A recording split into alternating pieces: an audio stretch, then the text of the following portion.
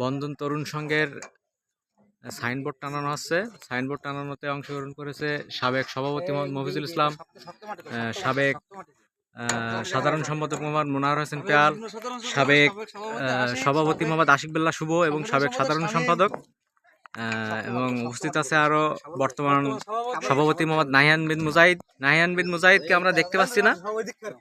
হ্যাঁ, এই যে এই মুহূর্তে আমাদের বর্তমান রানিং সভাপতি। আর উপস্থিত আছে সাংগঠনিক সভাপতি মোহাম্মদ শামীম হোসেন সজীব, সাবেক সহসভাপতি মোহাম্মদ মুস্তাফিজুর রহমান তুহিন, সাবেক যুগ্ম সাধারণ সম্পাদক মোহাম্মদ অলিউল্লাহ বাহার রাজকে আমরা দেখতে পাচ্ছি না। অলিউল্লাহ বাহার রাজ, এই যে অলিউল্লাহ বাহার রাজ। এই সাইডে আছে মুজাহিদ, এটা আছে মোয়াজ, আছে বাবু, আছে রাসেলকে আমরা দেখতে পাচ্ছি না। এই যে রাসেলকে আমরা দেখতে পাচ্ছি। বন্ধন তরুণ সংঘের মোটামুটি সব সদস্য আমরা এই মুহূর্তে দেখতে পাচ্ছি।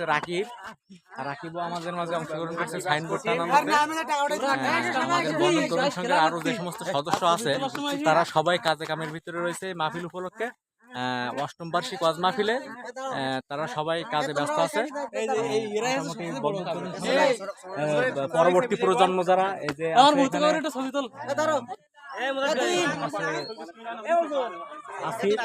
এখানে আছে সবাই আছে, এখানে আছে গালিব।